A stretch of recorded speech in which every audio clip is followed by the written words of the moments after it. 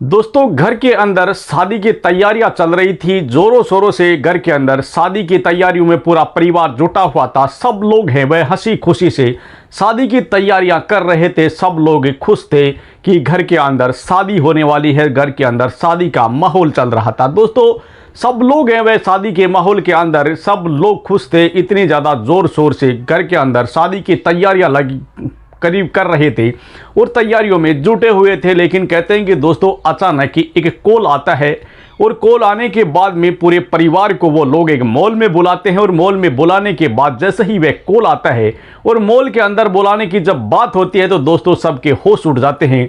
सब लोग हैरान रह जाते हैं कि आखिरकार उन लोगों ने मॉल में क्यों बुलाया है।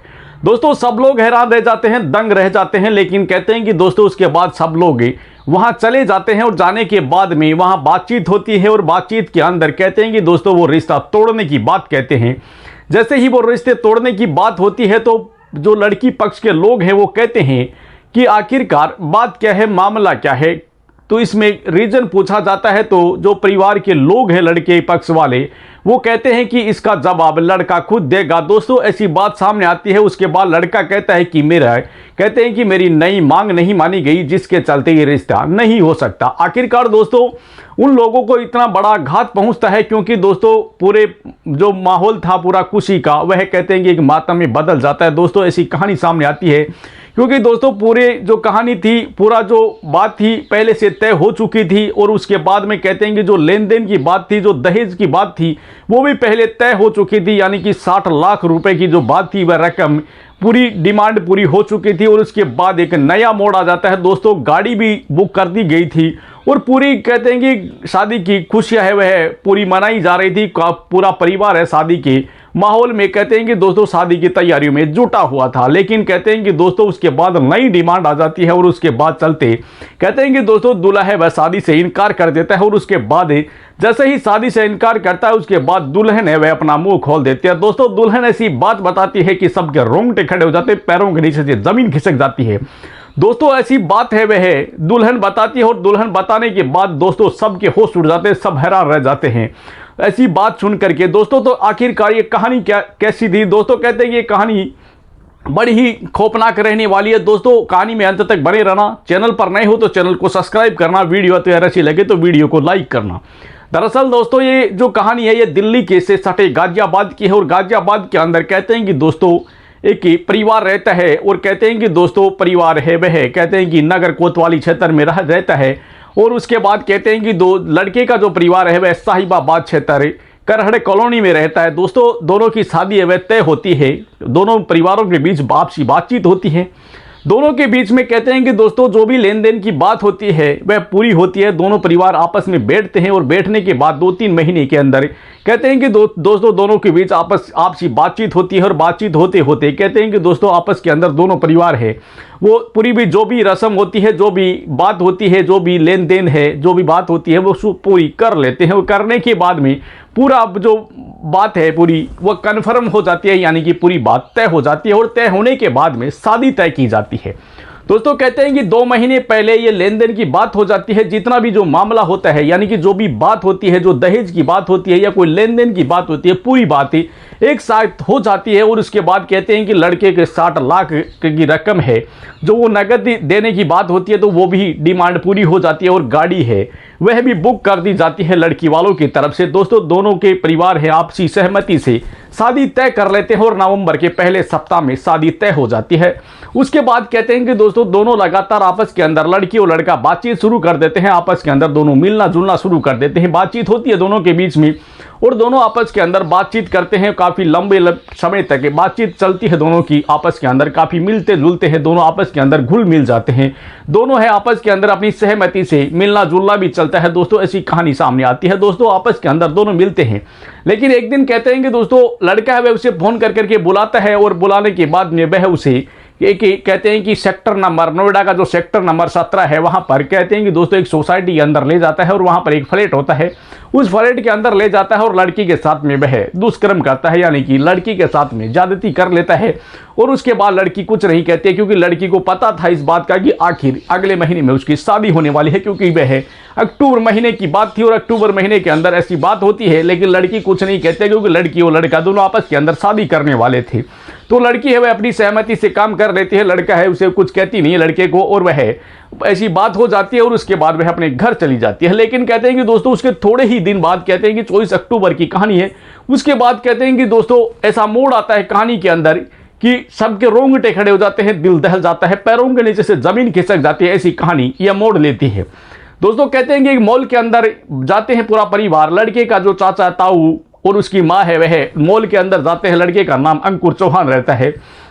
वहां जाने के बाद में लड़की वालों को फोन किया जाता है और लड़की वालों को फोन करते हैं। लड़की वाले है वह कहते हैं कि दोस्तों आपस के अंदर खुशी मना रहे थे, यानी कि सब लोग हैं तैयारियों में जुटे हुए थे, और उस अचानक ऐसा फोन जाता है तो सब लोग दंग रह जाते हैं। सब लोग अचंभित हो जाते हैं कि आखिरकार ऐसी बात क्या हो गई।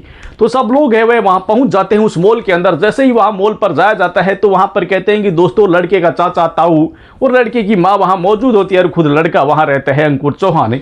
दोस्तों उसके बाद में दोनों के बीच में बात होती है। बातचीत होते होते दोनों परिवारों के बीच बातचीत होती है, और उसके बाद में जब बात शादी तोड़ने की होती है तो घर के जो लड़के वाले हैं उनके परिवार के लोग कहते हैं कि हमें नहीं पता है कि शादी किस रीजन से तोड़ी जा रही है, यह बात अंकुर खुद बताएगा।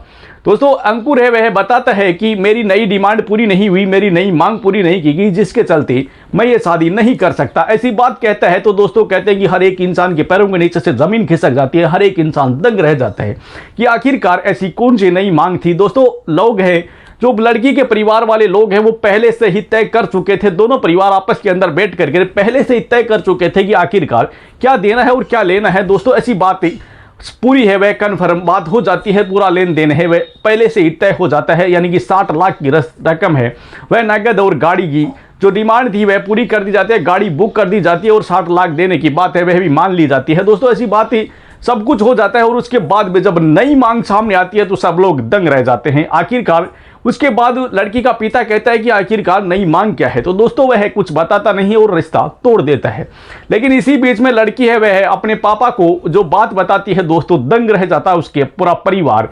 कहते हैं कि दोस्तों लड़की है वह कहती है कि इसने मेरे साथ में दुष्कर्म किया, और दुष्कर्म की भी बात जब सामने आती है तो हर एक इंसान के पैरों के नीचे से जमीन खिसक जाती है, हर एक इंसान हैरान रह जाता है कि आखिरकार इस लड़के ने ऐसा भी कर लिया। दोनों के बीच में मामला है वह ऐसी मोड़ पर आ जाता है। दोस्तों उसके बाद में पूरा परिवार है जो लड़की के माता पिता हैं वो सीधे पुलिस थाने पहुंच जाते हैं और पुलिस थाने जाकर के रिपोर्ट दर्ज कराते हैं और दुष्कर्म का मामला दर्ज करवाते हैं, दहेज का मामला दर्ज करवाते हैं। ऐसी बात पूरी बात है वह पुलिस वालों को बताते हैं। उसके बाद में पुलिस से पूरी छानबीन में जुटती है और पूरा मामला दर्ज कर लेती है और दर्ज कर करके पूरी छानबीन में जुट जाती है। लेकिन कहते हैं कि दोस्तों वहां का एएसपी है वह बताता है कि आखिरकार पूरे मामले की छानबीन की जा रही है, पूरे मामले को खंगाला जा रहा है और हर एक एंगल से मामले की जांच की जा रही है। जो भी दोषी लोग होगा उनके ऊपर कड़ी से कड़ी कार्रवाई की जाएगी। पूरा मामला है वह जांचा जाएगा, पूरे मामले को हर एक एंगल से देखा जाएगा। और वाकई में जायज सी बात है दोस्तों कि हर एक एंगल से जब मामले को देखा जाएगा तभी पता चलेगा कि आखिरकार मामला क्या था। दोस्तों एसपी के सामने मामला दर्ज हो जाता है, पूरा मामला दर्ज करवा दिया जाता है दुष्कर्म और कहते हैं कि दहेज का मामला वहां पर दर्ज कर दिया जाता है। उसके बाद में पुलिस है वह मामले की जांच में जुट जाती है, पुलिस की टीमें अलग अलग गठित कर दी जाती है और उसके बाद में कहते हैं कि हर एक एंगल से पुलिस जांच में जुट जाती है। क्योंकि दोस्तों जब लड़की जो बात बताती है कि उसे किस सेक्टर नंबर 70 के अंदर ले जा करके उसका दुष्कर्म किया गया था, उसने नहीं किया क्योंकि उसने ऐसा भी कहा कि उसने मना नहीं किया क्योंकि उनकी अगले ही महीने शादी होने वाली थी, जिसके चलते उसने कुछ नहीं कहा। और दोस्तों कहते हैं कि उसके बाद में जब लड़का अचानक बदल जाता है तो लड़की को ऐसी बातें कहनी पड़ जाती है क्योंकि लड़की के साथ में भी घिनौनी घटना को अंजाम दे दिया गया था। दोस्तों ऐसी कहानी सामने आती है और उसके बाद में पुलिस हर एक एंगल से जांच में जुट जाती है और जांच में जुटने के बाद में पूरे मामले की खंगालने की कोशिश करते हैं, खंगालने की बात कहती है दोस्तों। उसके बाद में हर एक एंगल से जांच की जाती है। तो दोस्तों एक कहानी आपको कैसी लगी कमेंट बॉक्स में जरूर बताना। चैनल पर नए हो तो चैनल को सब्सक्राइब करना, वीडियो अगर अच्छी लगे तो वीडियो को लाइक करना। दोस्तों कहते हैं कि आखिरकार ये कहानी सुनाने का मकसद है किसी के दिल को ठेस पहुंचाना है, किसी को परेशान करना नहीं है। जबकि समाज में जागरूकता लाना ताकि हमारा समाज जागरूक और हमारे सामने जो ये नई नई बातें आती है दोस्तों, नई नई कहानियाँ हमारे सामने आती है दोस्तों, दिल को झकझोर देती है, दिल को तोड़ देती है दोस्तों। ऐसी कहानियाँ हमारे सामने आती है क्योंकि दोस्तों हर एक इंसान है, हर एक माँ बाप यही चाहता है कि उसकी बेटी की शादी धूमधाम से हो।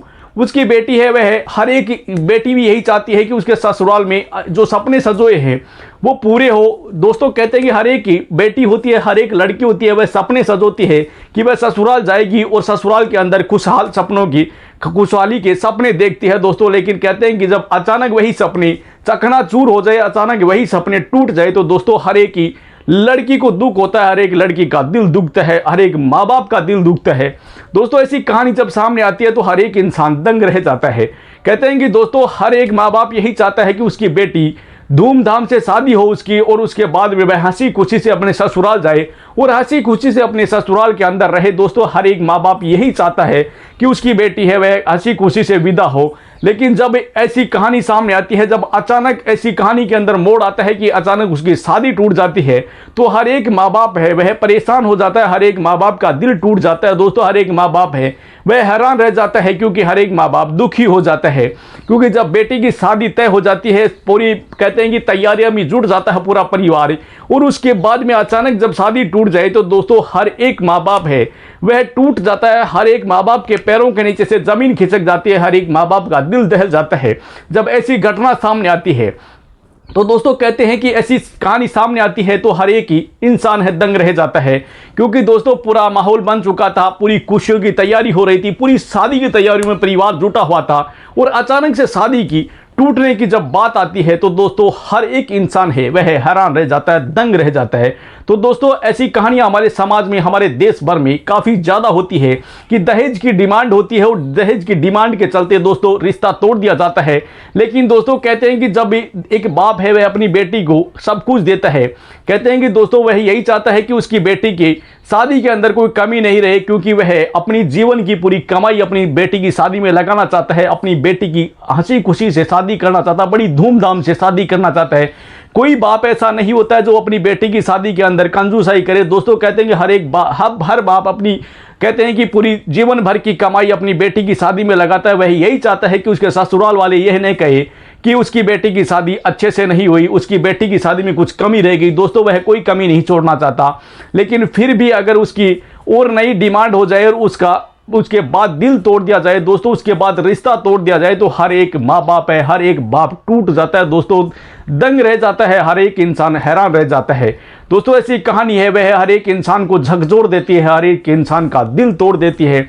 ऐसी कहानी सामने आती है तो दोस्तों हमारे देश भर में ऐसी कहानियां बहुत ज़्यादा हो रही है दोस्तों, ऐसी कहानियां बहुत ज़्यादा सामने आ रही है दोस्तों। कहते हैं कि दहेज के जो मामले हैं हमारे देश भर में दिन प्रतिदिन बढ़ते जा रहे हैं, और दहेज के लोभी लोग हैं वो यही नहीं सोचते हैं कि आखिरकार उस इंसान के दिल पर क्या बीतेगी, उस लड़की के दिल पर क्या बीतेगी, लेकिन कहते हैं कि दोस्तों उन लोगों को सिर्फ डिमांड चाहिए दोस्तों, उन लोगों को सिर्फ दहेज चाहिए, और दहेज के चलते वो लोग रिश्ता तोड़ देते हैं। लेकिन उन्हें नहीं पता होता है कि उस बाप पर, उस माँ बाप पर क्या गुजरेगी और उस बेटी के ऊपर क्या गुजरेगी जिसका रिश्ता टूट गया। दोस्तों ऐसी कहानी सामने आती है तो हर एक इंसान दंग रह जाता है, हर एक इंसान के पैरों के नीचे से जमीन खिसक जाती है। तो दोस्तों ऐसी कहानियों से कहीं हद तक हमें बचना है तो हमें सचेत और सजग रहना होगा, और मिलकर के एक दूसरे का साथ देना होगा।